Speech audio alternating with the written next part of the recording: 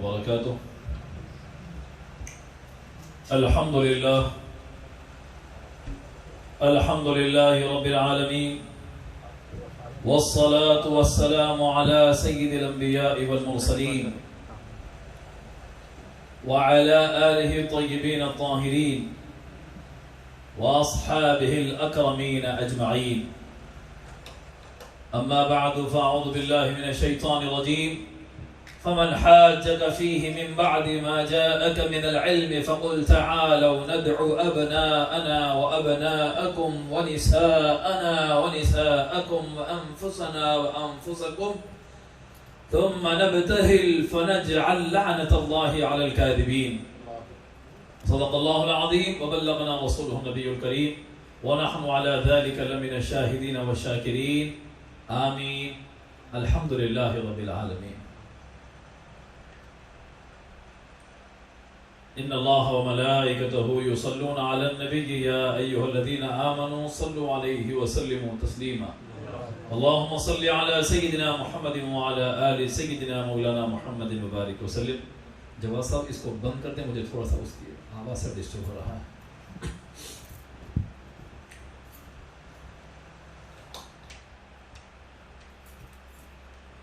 لی خمسۃ نقصی بها خم الوباء الحاطمہ المصطفى والمرتضى وابناهما والفاطمہ. شاہ ہست حسین بادشاہ ہست حسین، دین است حسین دین پناہ ہست حسین. سرداد نداد دست در دست یزید، حقا کے بنا لا الہ ہست حسین. قتل حسین اصل میں مرگ یزید ہے، اسلام زندہ ہوتا ہے ہر کربلا کے بعد. پانی پیے نہ آلے پیمبر فرات سے، تاریخ میں یہ پانی کی پہلی شکست ہے. تاریخ میں یہ پانی کی پہلی شکست ہے. غم حسین خدا سب کو سرفراز کرے، یہی وہ غم ہے جو ہر غم سے بے نیاز کرے. حسینیت جسے کہیے وہ سب کے بس کی نہیں، حسینیت جسے کہیے وہ سب کے بس کی نہیں. خدا کی دین ہے وہ جس کو سرفراز کرے، وہ سجدہ سبت نبی نے دکھا دیا جو لعیق، جبین شوق کو شائستہ نیاز کرے. غم حسین خدا سب کو سرفراز کرے، یہی وہ غم ہے جو ہر غم سے بے نیاز کرے. نگران اجلاس شہزادہ حضرت جلالت العلم علیہ رحمہ حضرت مولانا سید شاہ حسن عبد القادر قادری الجیلانی قادر پاشا صاحب قبلہ مدظ اللہ العالی، حضرت مولانا سید شاہ تاج الدین قادری الجیلانی رئیس پاشا صاحب قبلہ مدظ اللہ العالی، جمیع سامعین سامعات اور زوم کے ذریعے آن لائن جتنے سامعین اس وقت ملاحظہ کر رہے ہیں، آپ تمام کو مبارکباد پیش کی جاتی ہے کہ آپ ابن رسول اللہ، نبی کے لخت جگر، نبی کے شہزادے کی محفل میں جمع ہیں.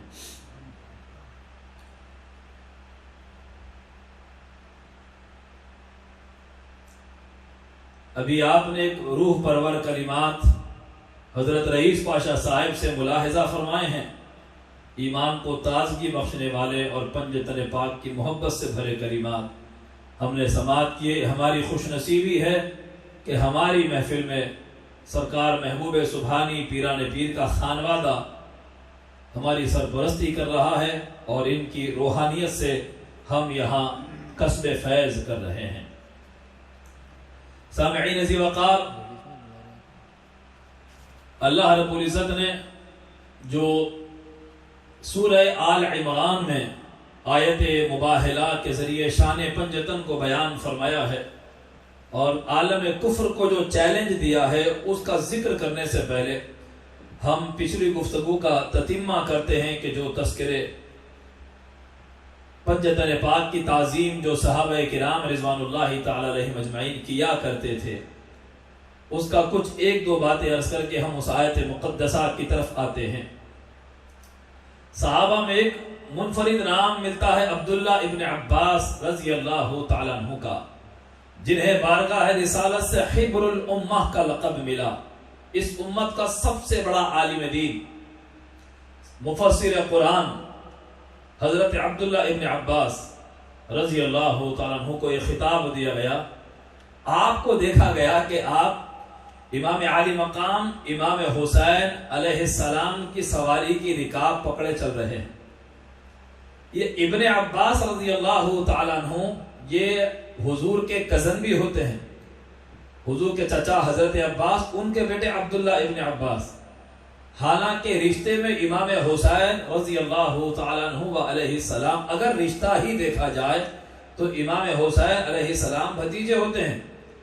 حضرت عبداللہ ابن عباس رضی اللہ تعالیٰ عنہ کے مولا علی بھائی ہیں، بھائی کے بیٹے، رشتہ تو بھتیجے کا ہے، لیکن آپ ان کی سواری کی لگام پکڑے چل رہے ہیں۔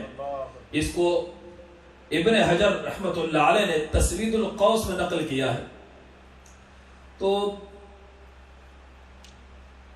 لوگوں نے کہا کہ بھائی عمر میں آپ ان سے بڑے ہیں، اے ابن عباس، رشتے میں آپ بڑے ہیں، مگر آپ حضرت حسین، امام حسین، امام عالی مقام، سید الشہداء، امام حسین کی سواری کی لگام رکاب پکڑے آپ چل رہے ہیں، بات سمجھ نہیں آتی۔ رشتہ آپ کا بڑا ہے، عمر میں آپ زیادہ ہیں۔ میں یہاں عمر میں زیادہ کہہ رہا ہوں، بڑے کا لفظ نہیں کہہ رہا ہوں، یہ بات یاد رکھیں۔ آداب اجازت نہیں دیتے کہ کوئی عمر میں زیادہ بھی ہو تو عمر میں بڑا کہا جائے۔ رسول پاک نے اپنے چچا عباس سے پوچھا کہ آپ عمر میں بڑے ہیں کہ مجھ سے بڑے؟ یہ انہی کے بیٹے ہیں، اے چچا عباس، آپ مجھ سے بڑے ہیں عمر میں یا میں بڑا ہوں؟ تو قربان جائیے کیا ادب سکھایا حضرت عباس نے۔ انہوں نے عرض کی، یا رسول اللہ انت اکبر منی وانا اسن منک، یا رسول اللہ بڑے تو آپ ہی ہیں، میں کچھ دن پہلے پیدا ہو گیا۔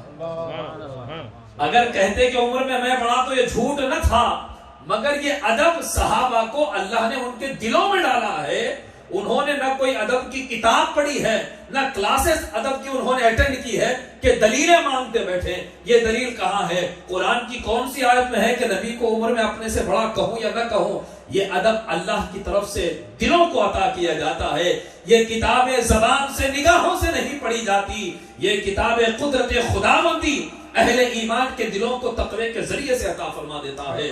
وَمَن يُعَظِّمْ شَعَائِرَ اللَّهِ فَإِنَّهَا مِن تَقْوَى الْقُلُوبِ، جو اللہ کی نشانیوں کی تعظیم کرتے ہیں، وجہ یہ ہے کہ اللہ نے اس کے دل میں تقوی بھر دیا ہے۔ اگر کوئی نبی کے نام کی حد درجہ تعظیم کرے تو کوئی بدعتی کہہ کر اسے ٹیڑھی نگاہ سے دیکھتا ہے، کوئی اولیاء اللہ کی تعظیم پر انگشت نمائی کر کے تنقیدیں کرتا ہے، اسے اتنا سمجھ نہیں آتا کہ ادب دلیل طلب نہیں کرتی ہے، ادب کا ریکوائرمنٹ تقوی ہے، جتنا تقوی ہوگا اتنا ہی زیادہ ادب ہوا کرتا ہے۔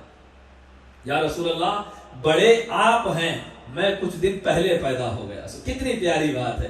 یہ حضرت عباس رشتے میں بڑے ہیں، عمر میں ہم کہہ سکتے تھے، زیادہ کا لفظ ہم کہہ دیتے ہیں، عمر میں آپ زیادہ تھے۔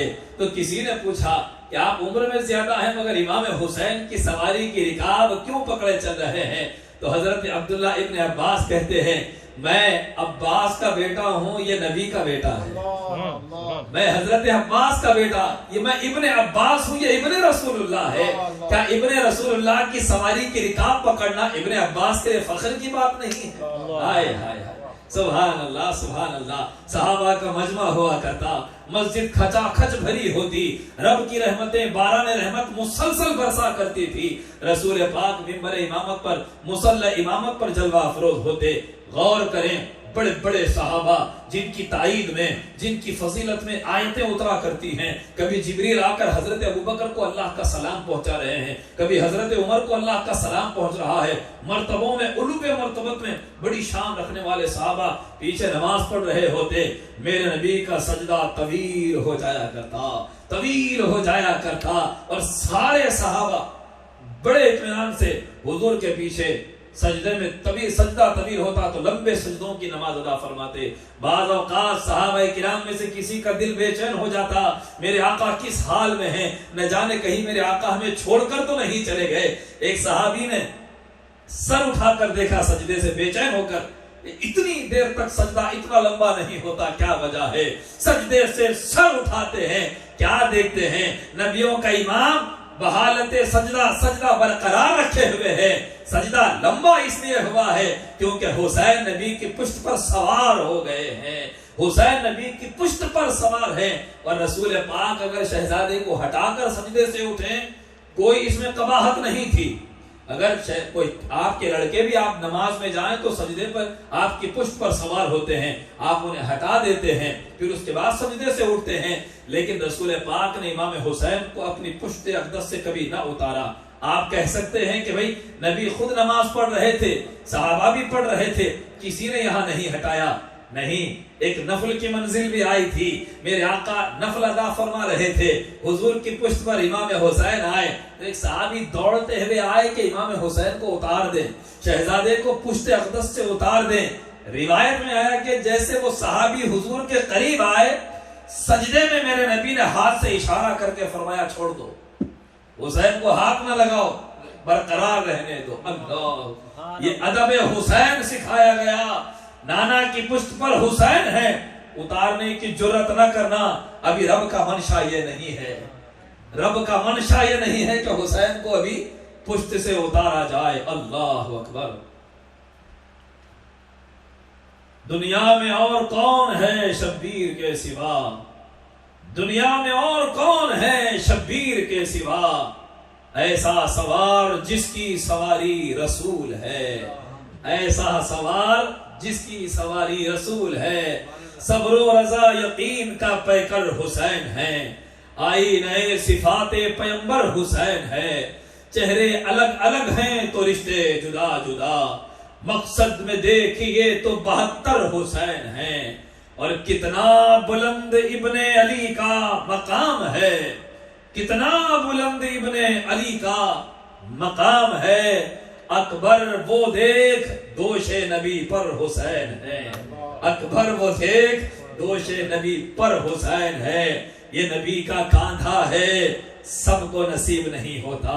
یہ شان اقدس مصطفیٰ کریم صلی اللہ علیہ وآلہ وسلم کے ہیں.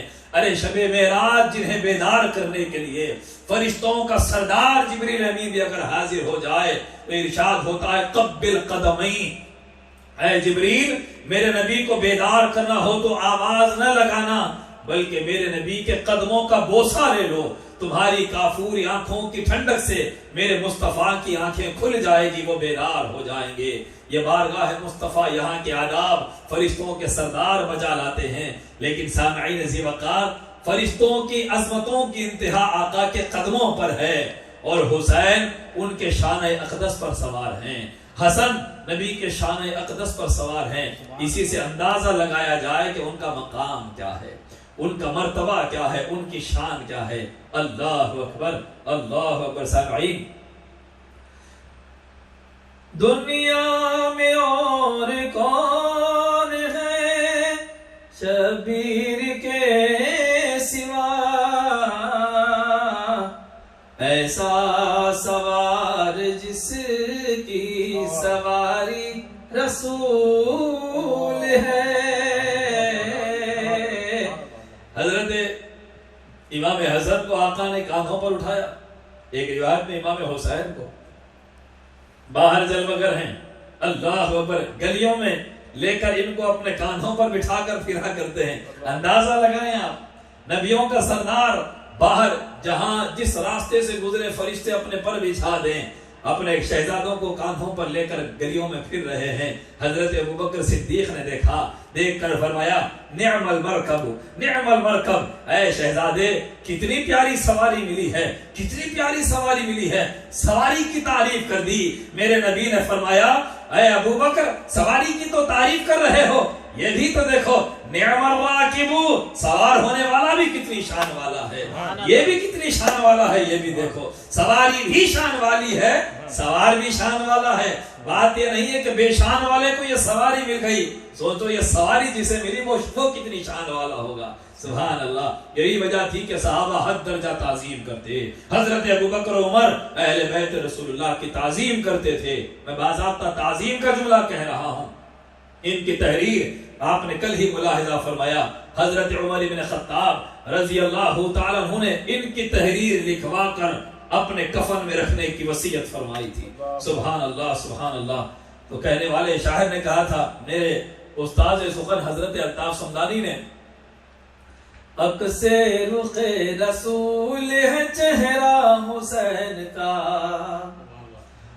بدر منیر نقش کف پا حسین کا، بولے عمر یہ بیٹے سے لکھوالے ہیں غلام، بولے عمر یہ بیٹے سے لکھوالے ہیں غلام، محشر میں کام آئے گا لکھا حسین کا، محشر میں کام آئے گا لکھا حسین کا. حضرت عبداللہ بن حسن رضی اللہ تعالیٰ عنہ کسی کام سے عمر بن عبدالعزیز کے پاس گئے، تو انہوں نے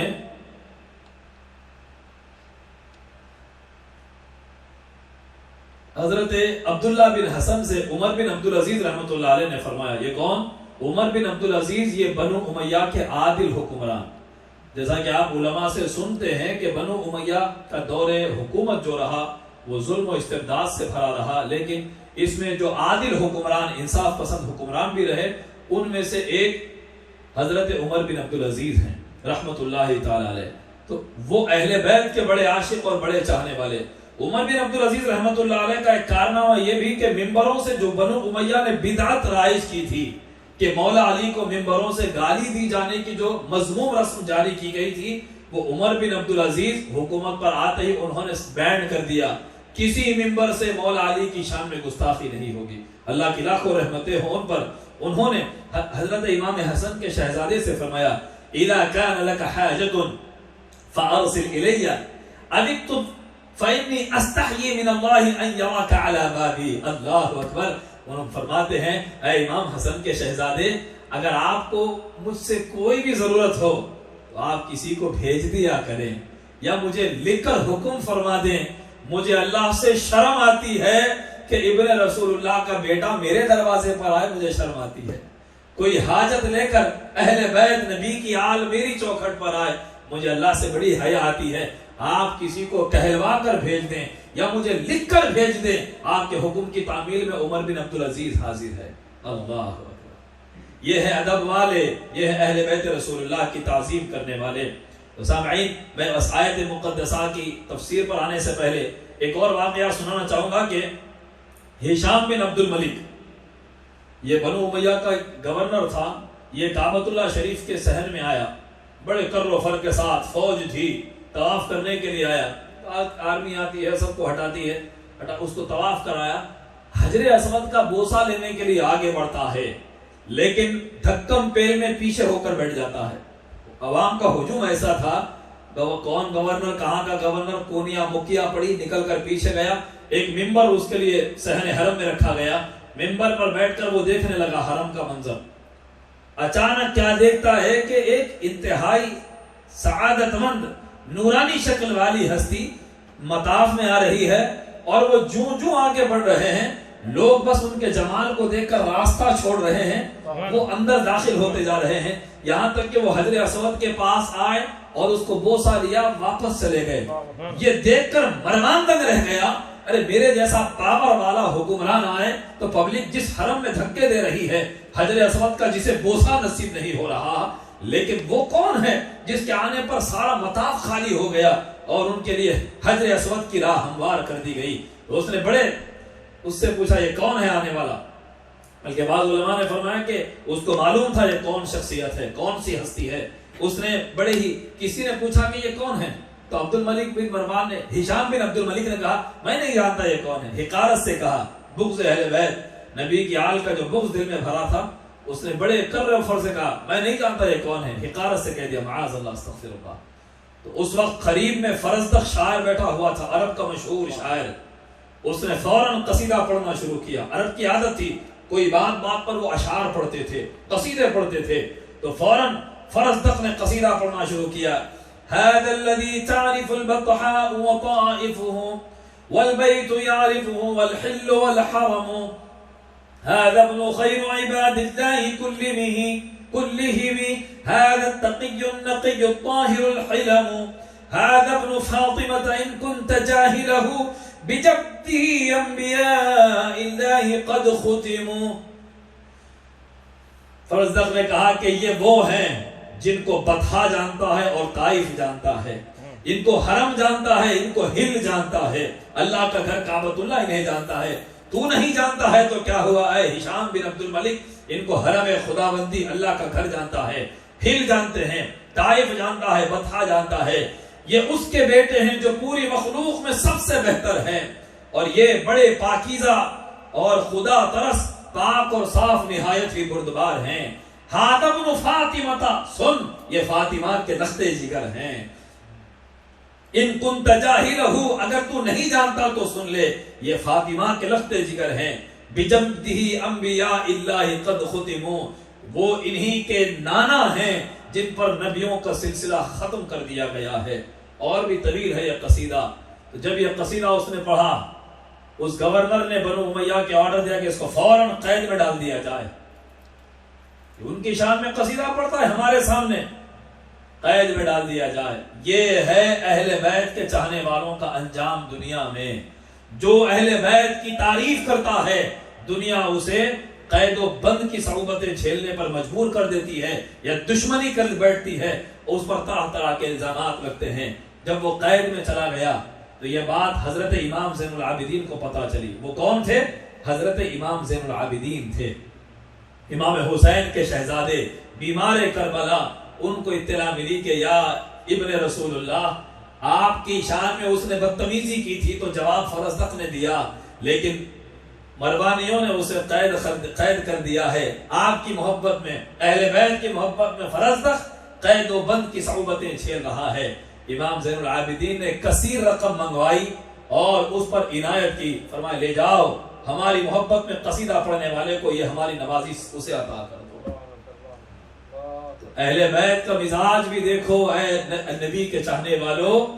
جو اہل بیت کے قصیدے پڑھتا ہے اسے پنجتن پاک نوازتے رہتے ہیں. تو یہ نذرانہ لے کر، امام کا عطیہ لے کر اس کے پاس گئے امام کے خادمین. فرمایا کہ امام تجھ سے بڑے خوش ہوئے، ان کی محبت میں تو نے یہ نتیجہ دیکھ لیا ہے، لہذا تجھے امام نے نوازا ہے. تو فرزدق نے کہا کہ میں نے یہ قصیدہ درہم و دینار کے لیے نہیں پڑھا، میں نے ان کی سچی محبت میں پڑھا ہے، مجھے یہ رقم نہیں چاہیے. واپس لے جاتے ہیں، امام زین العابدین کو بتاتے ہیں کہ فرزدق نے لینے سے انکار کر دیا.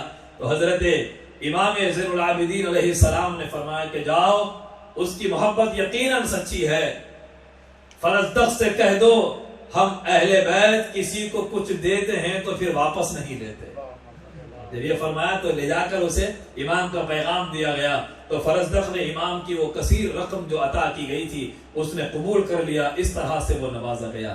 یہ اہل بیت رسول اللہ کا مزاج رہا ہے سامعین دینے کے معاملے میں.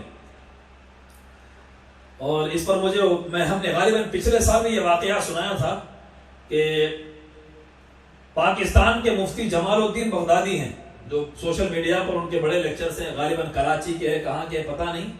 انہوں نے بیان کیا، انہوں نے کس کتاب میں پڑھا ان کو پتا، وہ واقعہ میں نے پڑھا نہیں ہے.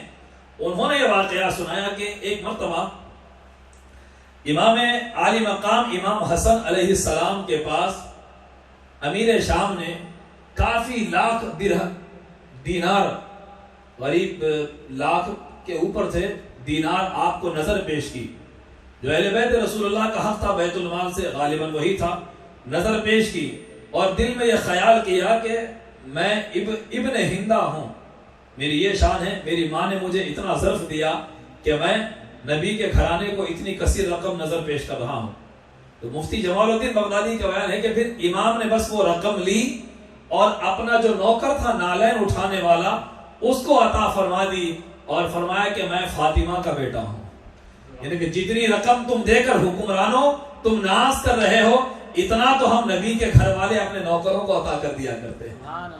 جتنا حکمران نبی کے گھرانے کو دے کر ناز کرتے ہیں، اتنا ہم اپنے نوکروں کو دے دیا کرتے ہیں۔ اللہ اکبر، اللہ اکبر۔ سامعین عزیز وقار، نجران کے عیسائیوں نے جب نبی سے مناظرہ کیا، کٹ حجتی کی، تو رسول پاک صلی اللہ علیہ وآلہ وسلم نے حضرت عیسیٰ کے ابن اللہ ہونے کا انکار کیا، رد کیا، اور ان کے عبداللہ ہونے کے دلائل پیش کیے، اللہ کا نبی کلمت اللہ روح اللہ کے دلائل پیش کیے، مگر وہ عیسائی خدا کا بیٹا اس ہٹ درمی پر بیٹھے تھے۔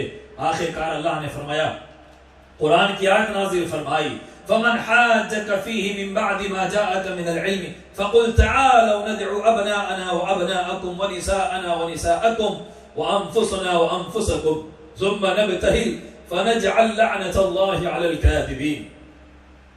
اے میرے پیارے مصطفیٰ، ان سے فرما دیجئے کہ آؤ، جو آپ سے حجت کرتے ہیں، اس کے بعد اس کے کہ ان کے پاس علم آ چکا ہے، حق ناصل ہو چکا ہے، ان سے کہہ دیجئے ابھی بھی حجت کر رہے ہیں، ٹھیک ہے، تم اپنے بیٹوں کو لاؤ، ہم اپنے بیٹوں کو لاتے ہیں، تم اپنی عورتوں کو لاؤ، ہم اپنی عورتوں کو لاتے ہیں، تم اپنی جانوں کو لے آؤ، ہم اپنی جانوں کو لے آتے ہیں، پھر ہم مباہلہ کریں گے۔ اس اللہ کی لعنت جھوٹوں پر برسے گی۔ بس یہ ہونا ہی تھا۔ رسول پاک صلی اللہ علیہ وآلہ وسلم نے، سبحان اللہ، کہ آقا کریم علیہ الصلوۃ والتسلیم نے مولا کائنات اور سیدہ کائنات فاطمہ الزہرا، امام حسن امام حسین کو ساتھ لیا، لے کر دعا فرمائی، اور اللہم ہؤلاء اہل بیتی، اے اللہ یہ میری اہل بیت ہیں، اور ان سے کہا کہ میں جب وہاں میدان میں دعا کروں، ان کے حق میں بد دعا کروں، تو تم لوگ بس آمین کہہ دینا۔ ان چار نفوس کو ساتھ لے کر بس مباہلہ یہ ہے کہ ہم ان کے حق میں بد دعا کریں گے، آپ بس آمین کہہ دینا، علی فاطمہ حسن حسین۔ تو روایت میں آیا ہے کہ جب یہ پنجتن کا قافلہ اس میدان میں پہنچا، نجران کے عیسائیوں سے مباہلے کے لیے وہ تیار تھے، ان کو بھی اپنے مذہب پر بڑا ایقان تھا، لیکن ہمارا مذہب سچا، بھئی ہر عقیدہ مذہب والا یہی تو عقیدہ رکھتا ہے کہ میرا دین سچا، کوئی جھوٹا دین مان کر تو اپنے مذہب پہ اڑا نہیں رہتا۔ تو جب وہ لوگ میدان میں آئے اور دیکھا کہ ادھر سے پنجتن کا قافلہ آ رہا ہے، ادھر عیسائیوں کا بڑا ایک گروپ کھڑا ہوا تھا، ان کا اسقف پادری سردار بھی کھڑا تھا، جب میرے آقا کو آتا ہوا دیکھا، پنجتن کے چہروں کو دیکھا، اس کے جمڑے بڑے تاریخ ساز ہیں، اس نے کہا، اعلان کیا، انی لا ارى وجوها یا معشر النصارى انی لا ارى وجوها لو سأل الله ان يزيل جبلا لازاله على من مكانه ولا يبقى على الارض نصراني الى يوم القيامه۔ اے عیسائیو سنو، میں ایسے چہرے دیکھ رہا ہوں، اگر وہ ہاتھ اٹھا کر بد دعا کر دیں، اگر وہ ہاتھ اٹھا کر اللہ سے دعا کریں تو پہاڑ اپنی جگہ سے ہٹ جائے گا، اگر وہ ہمارے حق میں بد دعا کر دیں تو قیامت تک زمین پر کوئی عیسائی باقی نہیں رہے گا۔ یہ کہہ کر وہ میدان چھوڑ کر بھاگ کھڑے ہوئے۔ بس پنجتن کے چہرے کافی ہیں، پنجتن کے چہرے کافی ہیں اللہ کی توحید الوہیت کو منوانے کے لیے اور بیٹے سے پاک ہونے کے لیے، اللہ کی حقانیت، اللہ کے دین کی حقانیت کو منوانے کے لیے۔ بس پنجتن پاک کے چہروں کو دیکھ کر باطل میدان چھوڑ کر بھاگ گیا۔ اسلام کا ایک عظیم غلبہ یہاں ہوا۔ ہم بدر کی کامیابی سنتے ہیں، احد کی کامیابی، خندق کی کامیابی، فتح مکہ کی کامیابی سنتے ہیں، مگر 24 ذی الحجہ یہ مباہلے کی تاریخ یاد رکھیں، ایک ایسی عظیم الشان کامیابی تھی کہ سارا عالم عش عش کرنے لگا۔ عالم عش عش، وہ بھاگنے والے جاہل لوگ نہیں تھے، بہت پڑھے لکھے راہب تھے، بہت نالج رکھنے والے لوگ تھے وہ، مگر جب ان چہروں کو دیکھا تو ان کے علم نے یہ بھی ان کو بتایا۔ راہبین جو ہوتے ہیں ان کو کچھ غیبی خبریں بھی ملا کرتی ہیں، بس اس کا جو علم تھا، اساتذہ سے جو سیکھا تھا، جتنی نالج تھی، جتنی اسٹڈی تھی، جتنا مطالعہ اس کا تھا، اس کی بنا پر اس نے یہ کہا کہ یہ چہرے معمولی چہرے نہیں ہے، یہ چہرے معمولی نہیں، اگر ان کے ہاتھ اڑ گئے تو قیامت تک کے لیے ہمارا دین مٹ جائے گا، ہمارے دین کا کوئی ماننے والا نہیں رہے گا۔ تو ایسی عظیم کامیابی پنجتن پاک کے صرف چہروں کے دیدار سے نصیب ہوئی ہے۔ اس موقع پر مجھے وہ شعر یاد آتا ہے جو ہمارے حیدرآباد کے شاہی ناخواں قادر الدین صاحب نے درگاہ شریف قادری چمن میں پڑھا تھا۔ میرا بچپن تھا بس وہ ایک شعر مجھے یاد رہا کہ بار بار اس شعر کی تکرار ہو رہی تھی. ان کا لہجہ کیا تھا پتہ، میں بہت چھوٹا تھا اس وقت، مجھے یاد ہے. کیا تماشا ہے مسلمان قتل کرتے ہیں انہیں، کیا تماشا ہے مسلمان قتل کرتے ہیں انہیں، جن کی صورت دیکھ کر کافر مسلمان ہو گئے. کیا تماشا ہے مسلمان قتل کرتے ہیں انہیں، ارے جن کی صورت دیکھ کر کافر مسلمان ہو گئے، جن کی صورت دیکھ کر کافر مسلمان ہو گئے. کیا تماشا ہے مسلمان قتل کرتے ہیں انہیں، جن کی صورت دیکھ کر کافر مسلمان ہو گئے. اللہ، یہ چہرے ہیں بدر میں. دیکھو اسلام کو کامیابی دلانے والے یہ چہرے آپ کو نظر آئیں گے. صحابہ کی قربانیاں جانی ساریاں بھی شامل ہیں، لیکن سب سے پہلے بدر میں جو کفر سے لڑنے کے لیے آئے، حمزہ، علی اور عبیدہ بن حارث، معذرت وہ تیسرا نام بھول رہا، حضرت علی اور حضرت سیدنا امیر حمزہ رضی اللہ تعالی، اور تیسرے بھی نبی کی فیملی سے، وہ اس وقت ذہن میں ہے، زبان پر ہم بارہا اسے ہم بیان کرتے ہیں. نبی کے خاندان والے سامنے آتے ہیں، اور بدر میں آدھے کافروں کو کس نے مارا؟ 70 کفار مرتے ہیں، جس میں سے 35 کافر تو فقط مولا علی کی ذوالفقار سے واصل جہنم ہوئے. سبحان اللہ، سبحان اللہ. خیبر کے میدان میں کس نے کامیاب؟ عمر بن عبد ود کود کر آیا، خیبر کے 20 فٹ کی خندق کو آگ لگی ہوئی پھلانگ کر آیا، اعلان کیا کہ حل من مبارزن، کون ہے جو مجھ سے لڑے؟ مسلمان بڑی تعداد میں کھڑے ہوئے تھے، مگر کسی کی جرأت نہ تھی کہ اس طاقتور قوی ہیکل سے ٹکرائے، کسی کی جرأت نہ تھی. پھر اس نے تانا دیا، پھر کوئی آگے نہ بڑھا. 2 بار بھی علی آگے بڑھے. 19 برس 21 برس کی عمر شریف ہے مولا علی کی. آگے بڑھتے ہیں، نبی فرماتے علی ٹھہرو، علی ٹھہرو. یہ بھی تو دیکھنا تھا، اگر علی کو پہلے اجازت دے دی جاتی تو تاریخ میں کوئی مورخ لکھ سکتا تھا کہ علی کی عجلت تھی جو جلدی آگے چلے گئے، پیچھے اور کھڑے ہوئے تھے. یہ بھی کوئی کہہ سکتا تھا. نبی نے فرمایا علی ٹھہرو، دوسروں کو بھی چانس دے کر دیکھتے ہیں. علی ٹھہرو، دوسروں کو بھی چانس دے کر دیکھیں. اس میں ایک یہ اشارہ تھا.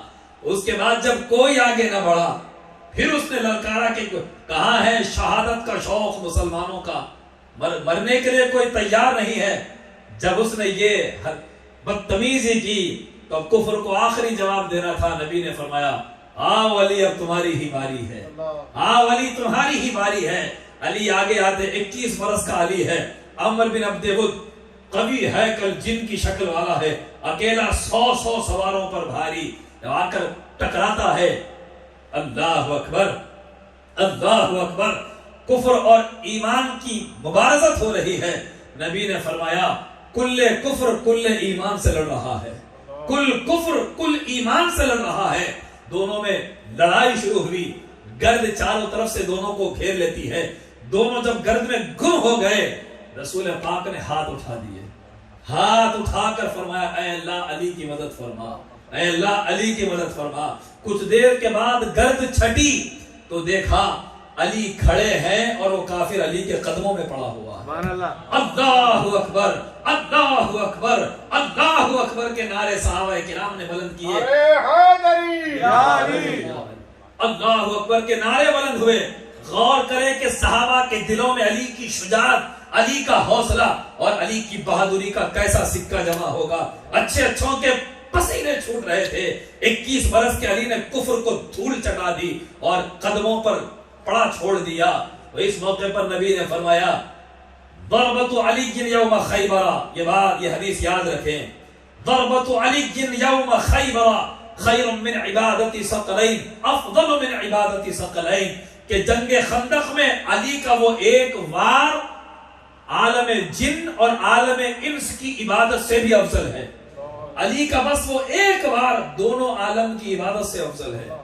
یہ روایتیں آپ تک نہیں پہنچا کرتی ہیں، پہنچایا جا رہا ہے، اسے پلے باندھ لے. علی وہ ہے جس کی ایک حملہ کفر پر اسلام کو وہ وقار عطا کرتا ہے کہ علی کا وہ ایک وار دونوں عالم کی عبادت سے افضل ہے. ہے کوئی برابری کرنے والا؟ ہے کوئی علی جیسی عبادت کرنے والا؟ وہ ایک بار دونوں عالم کی عبادت سے افضل ہے. ارے جو عبادت میں علی کی برابری نہیں کر سکتے دونوں عالم، تو کوئی نبی کی برابری کہاں سے کر سکتا ہے؟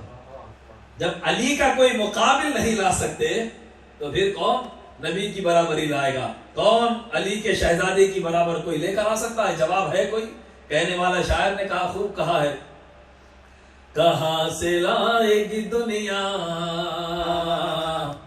حسین کے جیسا، کہاں سے لائے گی دنیا حسین کے جیسا، فقط حسین ملے گا حسین کے جیسا، کہاں سے لائے گی دنیا حسین کے جیسا۔ فقط ایک شعر سنانا چاہوں گا اس میں کا، عبادتوں کا تو جاری ہے سلسلہ اب تک، عبادتوں کا تو جاری ہے سلسلہ اب تک، نماز کو وہ نمازی نہیں ملا اب تک، کرے جو خاک پہ سجدہ حسین کے جیسا، کہاں سے لائے گی دنیا حسین کے جیسا۔ اس گھرانے کا کوئی جواب نہیں، کوئی جواب نہیں ہے جو کارنامہ اللہ نے اس گھرانے سے لیا ہے۔ اللہ اکبر۔ یہی وجہ رہی آقا کریم علیہ الصلوۃ والتسلیم نے ارشاد فرمایا، میری اہل بیت نوح علیہ السلام کے کشتی کے جیسی ہے، کشتی نوح کے مانند ہے، جو بھی اس کشتی میں بیٹھا وہ نجات پایا۔ حدیث رسول یاد رکھے، میرے آقا نے دنیا سے پردہ فرمانے سے پہلے اپنے صحابہ سے خطاب کر کے فرمایا، انی تارک فیکم ثقلین۔ کانوں میں منافقت انگلیاں رکھ لیتی ہے، اس حدیث کو یاد نہیں رکھتی۔ اہل ایمان پلے باندھیں، اپنی نسلوں کو یہ پیغام دیں۔ نبی نے فرمایا، میں جا رہا ہوں، دو چیزیں چھوڑ کر جا رہا ہوں، قرآن اور اہل بیت۔ قرآن، اہل بیت۔ ہر گھر میں قرآن ہے، ہونی چاہیے، صرف ہونی نہیں، پڑھی جانی چاہیے، پڑھی جانے کے ساتھ عمل آوری بھی اس پر چاہیے۔ قرآن صرف گھر میں رکھ کر گرد کی نظر کرنے کے لیے نہیں ہوتا۔ آج امت کا یہ عظیم نقصان سبب یہی ہے، امت یا تو قرآن سے دور ہے یا اہل بیت کے دامان سے دور ہے۔ قرآن سے نسبت ہو، پڑھا جائے، عمل کیا جائے، خدمت کی جائے۔ اہل بیت سے نسبت ہو، ان کی محبت ہو، مودت ہو، تعظیم ہو، تکریم ہو، اور ان کی آل جو دنیا میں موجود ہے اس کی خدمت کی جائے، تو پھر اس کے بعد انشاءاللہ ان کا فیض جاری رہے گا، ان کے اسوے پر بندہ چلتا رہے گا۔ ہر معرکے میں جب حق و باطل متصادم ہوں گے تو حسینیت اور اہل بیت کی مودت اسے باطل کے آگے سر جھکانے سے اور باطل سے کمپرومائز کرنے سے اسے گریزاں کر دے گی، اس کے دامن کو پاک رکھے گی۔ اور میرے آقا نے یہ بھی ارشاد فرمایا، اے اولاد کو پیدا کرنے والوں، میرے نبی نے ارشاد فرمایا، کنز العمال کی حدیث ہے، ادبوا اولادکم علی ثلاث خصال، اولاد کی تربیت کا سلیقہ اور قرینہ عطا کیا۔ اپنی اولاد کو 3 خصلتیں سکھاؤ، اپنی اولاد کو 3 خصلتیں سکھاؤ۔ حب نبیکم، پہلے نبی کا عاشق بناؤ، وحب اہل بیتہ، اس کے بعد نبی کی اہل بیت کا عاشق بناؤ۔ یہ بار بار آپ کو حدیثوں میں محبت اہل بیت، مودت اہل بیت کثرت کے ساتھ آپ کو ملے گا۔ اپنی اولاد کو سکھاؤ سکھاؤ، یہ نبی کا حکم ہے، اور جو نبی کے حکم کی خلاف ورزی کرتا ہے وہ نبی کا نافرمان امتی ہو جاتا ہے۔ اور جو وَمَن يَعْصِ اللَّهَ وَرَسُولَهُ فَقَدْ ضَلَّ، اور جس نے اللہ اور اس کے رسول کی نافرمانی کی وہ گمراہ ہو جاتا ہے۔ گمراہی سے بچنے کے لیے اپنی اولاد کو پہلے نبی کی محبت سکھاؤ، پھر نبی کی اہل بیت کی محبت سکھاؤ، وَتِلَاوَةِ الْقُرْآنِ، پھر اس کے بعد قرآن پڑھنا سکھاؤ۔ 3 چیزیں فرمائی نبی نے، حب نبیکم، نبی کا عاشق محب بناؤ، وحب اہل بیتہ، نبی کی اہل بیت کا عاشق بناؤ، وَتِلَاوَةِ الْقُرْآنِ، پھر اس کو قرآن پڑھنا سکھاؤ۔ ہم ان 2 چیزوں کو نہیں سکھاتے اور تیسری چیز کے لیے کسی مدرسے میں بھیج دیتے ہیں یا ٹیوشن میں کسی استاذ کے حوالے کر دیتے ہیں۔ آج ماں باپ اپنی ذمہ داری سے دور بھاگ رہے ہیں، اولاد کی تربیت نہیں کرتے، اپنی اولاد کو وقت نہیں دیتے، ان کو دین نہیں سکھاتے، قرآن سکھانے کے لیے بھی کسی ایسے کے حوالے کرتے ہیں جو کبھی قرآن کا کچھ معنی بیان کر دیتا ہے، کبھی قرآن سے گمراہ کر دیتا ہے. یضل بہ کثیرا ویہدی بہ کثیرا. اسی قرآن سے بہت سو کو اللہ تعالیٰ گمراہ بھی کرتا ہے، بہت سو کو ہدایت بھی دیتا ہے. پتہ نہیں کہ پھر ہماری نسلوں کو قرآن سے ہدایت ملے گی یا وہ یہی قرآن پڑھ پڑھ کے گمراہ ہوں گے. اگر گمراہی سے بچنا ہے تو ایک کمبینیشن نبی نے دیا. صرف قرآن لے گئے تو ہو سکتا ہے کہ گمراہ ہو جاؤ. کتاب اللہ و عطرتی، بیلنسنگ کے لیے نبی کی اہل بیت. قرآن تھیوری ہے، اس کا پریکٹیکل اہل بیت کی زندگی ہے. سبحان اللہ. قرآن پر عمل آوری کیسے ہونی چاہیے، اسلام کا تحفظ کیسے ہونا چاہیے، یہ آپ کو دیکھنا ہے. تو پریکٹیکل قرآن کا عمل اور سنت یہ آپ کو اہل بیت کی زندگیوں میں نظر آئے گا. تو سامعین عزیز وقار، آپ کو یہ بھی حدیث ملے گی. دو چیزیں چھوڑ کر جا رہا ہوں، ایک اللہ کی کتاب، ایک میری سنت. کل ہی فرید بھائی سے اس پر تبصرہ ہو رہا تھا. ایک حدیث یہ بھی ہے کہ اللہ کی کتاب اور سنت چھوڑ کر جا رہا ہوں، اور زیادہ حدیثیں جو ہے اہل بیت کی ہیں. تو کیا اس میں کوئی تعارض ہے؟ ایک میں سنت ہے اور ایک میں اہل بیت کا ذکر ہے، تو یہ دو ڈیفرنٹ ہے؟ بولے کہ نہیں، ان دونوں حدیثوں میں آپ کو تطبیق کرنی ہوگی کہ میں کتاب اللہ اور میری سنت چھوڑ کر جا رہا ہوں، اور میری اہل بیت. یہ اہل بیت اور سنت ایک ہی معنی میں ہے. لہذا اگر سنت عملی طور پر آپ کو دیکھنا ہے تو آپ کو علی کی زندگی دیکھنا ہوگا. سنت کا عملی نمونہ امام حسین، امام حسن اور سیدہ کائنات کی زندگی میں آپ کو دیکھنا پڑے گا. قرآن کیا ہے، اخلاق رسول کیا ہے. ام المومنین ہماری ماں اما جان بی بی عائشہ سے کسی نے پوچھا رسول اللہ کے اخلاق کیا تھے، تو آپ نے فرمایا کان خلقہ القرآن. نبی کے اخلاق دیکھنا ہو تو قرآن دیکھ لے، جو قرآن ہے وہی نبی کے اخلاق ہیں. اور سیدہ کائنات کے بارے میں فرمایا میں نے فاطمہ سے بڑھ کر کسی کو نبی کے جیسا ہو بہو نہیں دیکھا. چلنے میں، بیٹھنے میں، اٹھنے میں، ہر چیز میں نبی کے مشابہ سیدہ کائنات، اور دونوں شہزادے مشابہ بالکل نانا جان کے. تو اگر سنت رسول اللہ کا عملی نمونہ دیکھنا ہے تو آپ کو اہل بیت ہی میں دیکھنا پڑے گا. تو اس لیے اپنی اولاد کو ہمیں اہل بیت کی محبت سکھانی ہے، اپنی اولاد کو اہل بیت کی محبت سکھانی. چونکہ صحابہ نے جب پوچھا یا رسول اللہ کس کی محبت ہم پہ لازم کی جا رہی ہے، یا آپ کے کون سے قرابت دار ہیں، نبی نے فرمایا علی کی محبت تم پہ لازم ہے. اے صحابہ آپ اندازہ لگائیں، جب آپ مولا علی کی محبت کی بات کریں گے تو ذہن کے کسی گوشے سے سوال آتا ہے بھائی اور بھی تو صحابہ ہیں، صرف مولا علی کی محبت یہ تو شیعوں کا طریقہ ہے، رافضیوں کا طریقہ ہے، صحابہ کو سارے چھوڑ کر حضرت علی سے محبت کیوں؟ تو جواب یہ ہے کہ حضرت علی سے صحابیت کی بنیاد پر نہیں بلکہ اہل بیت پنجتن کا حصہ ہونے کی بنیاد پر محبت ہوتی ہے. اور مولا علی کی محبت صحابہ پر لازم ہے، سیدہ فاطمہ کی محبت صحابہ پر لازم ہے، حسنین کریمین کی محبت صحابہ پر لازم ہے، اور صحابہ کے طفیل قیامت تک آنے والے مسلمانوں پر پنجتن پاک کی محبت کو لازم کر دیا گیا. اسی لیے حضرت امام شافعی رحمت اللہ تعالی علیہ فرماتے ہیں یا آل بیت رسول اللہ حبکم فرض من اللہ فی القرآن انزلہ یکفیکم من عظیم القدر انکم من لم یصلی علیکم لا صلاة لہ. امام شافعی لکھتے ہیں کہ اے اہل بیت رسول اللہ تمہاری عظمت کے لیے اتنا ہی کافی ہے، تمہاری عظمت کے لیے اتنا ہی کافی ہے کہ اللہ نے آپ کی محبت کو قرآن میں فرض کر دیا ہے. جس کتاب کو اللہ نے نازل کیا اس قرآن میں اللہ نے تمہاری محبت کو فرض کر دیا ہے. یکفیکم من عظیم القدر انکم، تمہاری عظمت کے لیے اتنا ہی کافی ہے. من لم یصلی علیکم لا صلاة لہ، جس نے نماز میں تم پر درود نہ پڑھا اس کی نماز ہی نہیں ہوتی. ارے ہر نمازی کی نماز پنجتن کے درود پر منحصر ہے. نمازی قرآن کی تلاوت کتنی ہی کرے، سجدوں میں کتنا ہی گریا کر لے، جب تک محمد و آل محمد پر اپنی نماز میں درود نہیں بھیجتا اس کی نماز قبول نہیں کی جاتی. اے نمازیو، نماز پڑھنے والوں، تمہیں تو پنجتن سے بے انتہا محبت ہونی چاہیے، کیونکہ تمہاری نمازیں بھی جو قبول ہو رہی ہیں وہ ذکر پنجتن کے طفیل قبول ہو رہی ہے.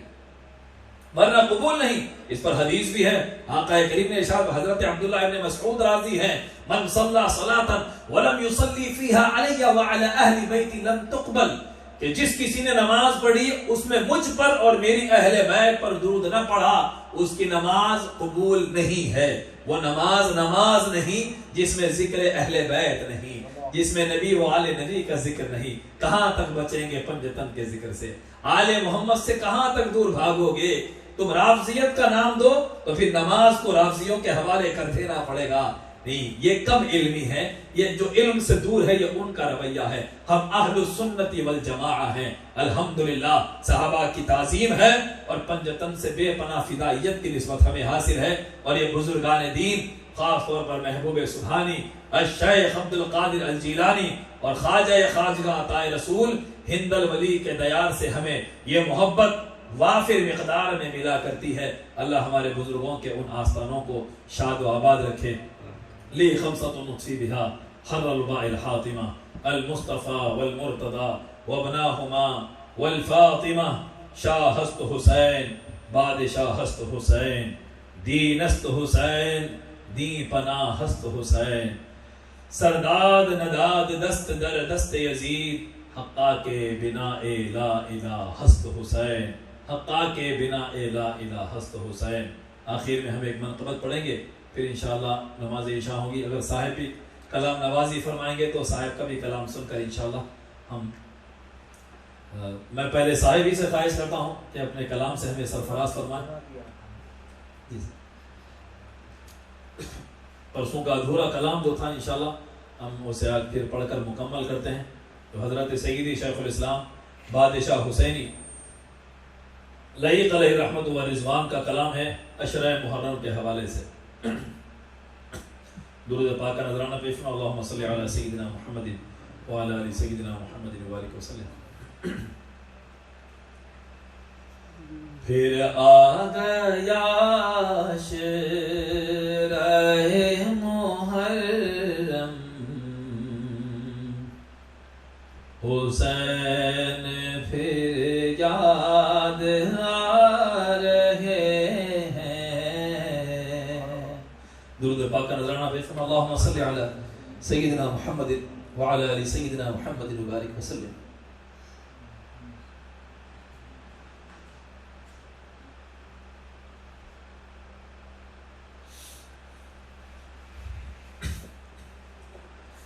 پھر آ گیا عشرہ محرم, حسین پھر یاد آ رہے ہیں. جو ان پہ قربان ہیں جانو دل سے, پھر ان پہ آنسو بہا رہے ہیں. پھر آ گیا عشرہ محرم, حسین پھر یاد آ رہے ہیں. وہی تو ہے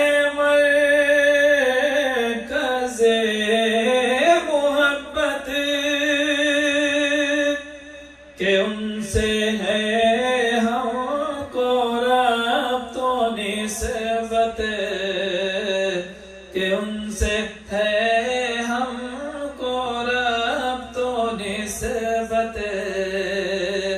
وہی ہمارا وسیلہ بن کر شریک دستے دعا رہے ہیں. پھر آ گیا عشرہ محرم, حسین پھر یاد آ رہے ہیں.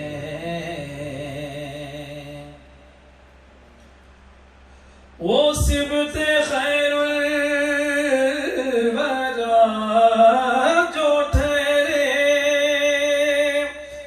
سبت خیر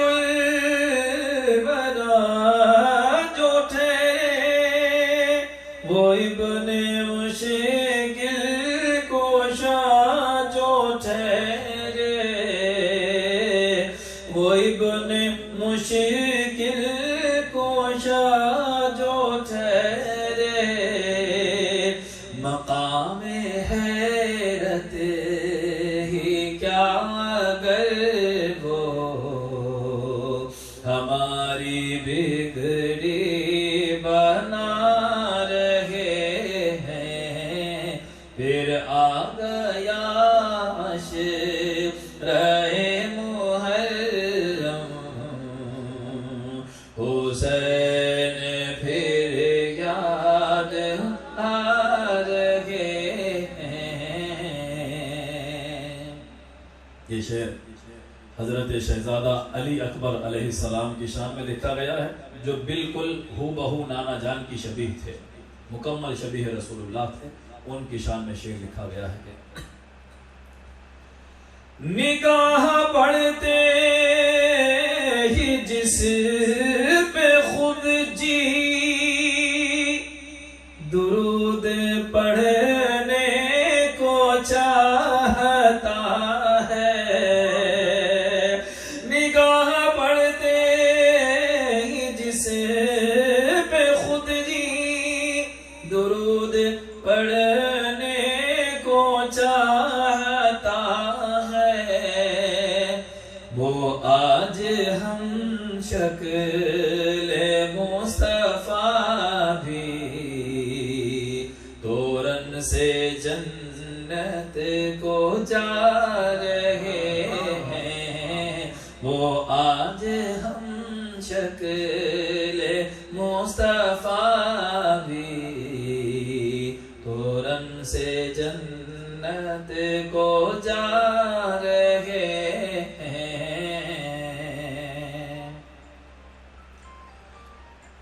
وہ ہاتھ جن کو نبی نے چوما، وہ ہاتھ جن پہ بکے ہزاروں، وہ ہاتھ جن پہ بکے ہزاروں، بتاؤں کیا کربلا میں آ کر وہ کس کے لاشیں اٹھا رہے ہیں، بتاؤں کیا کربلا میں آ کر وہ کس کا لاشا اٹھا رہے ہیں۔ عجب نہیں آج کے لیے ہی،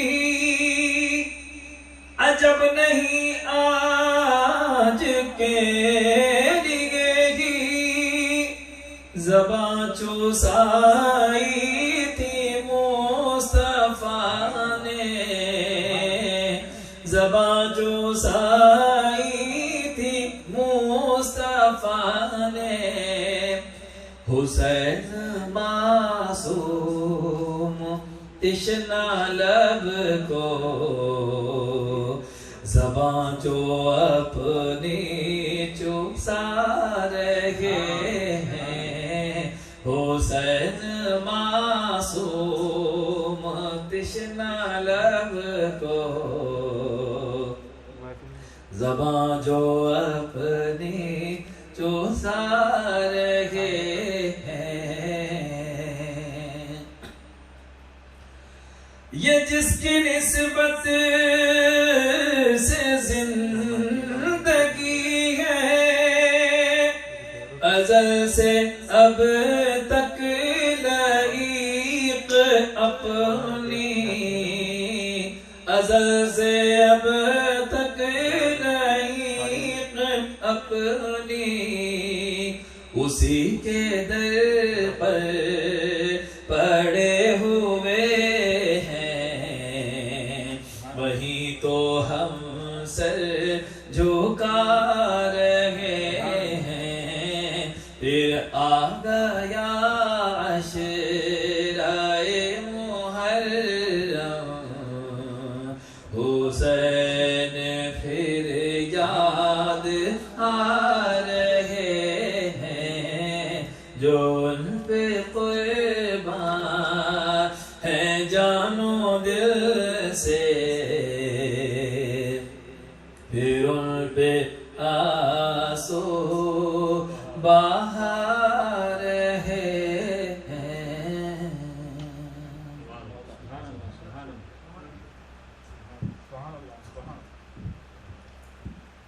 اختتام پر میں گزارش کرتا ہوں نگران محفل حضرت مولانا سید شاہ حسن عبد القادر قادری الجیلانی قادر پاشا صاحب سے کہ وہ اپنی مقبول دعا سے محفل کا اختتام فرمائیں۔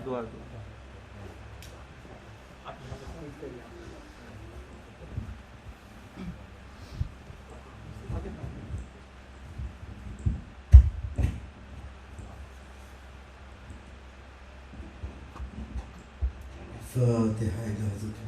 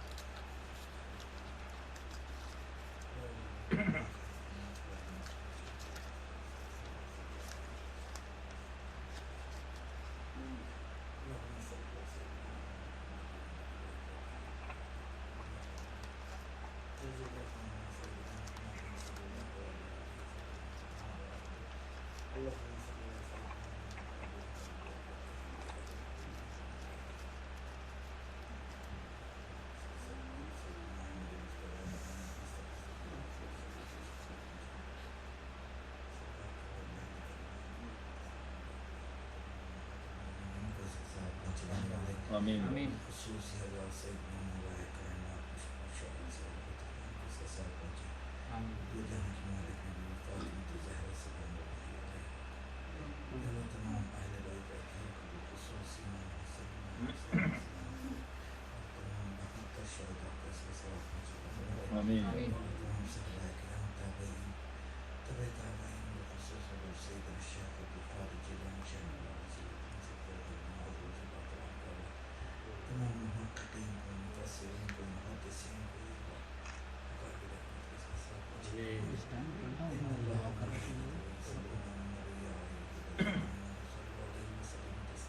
اللهم صل على سيدنا محمد وعلى ال سيدنا محمد وسلم۔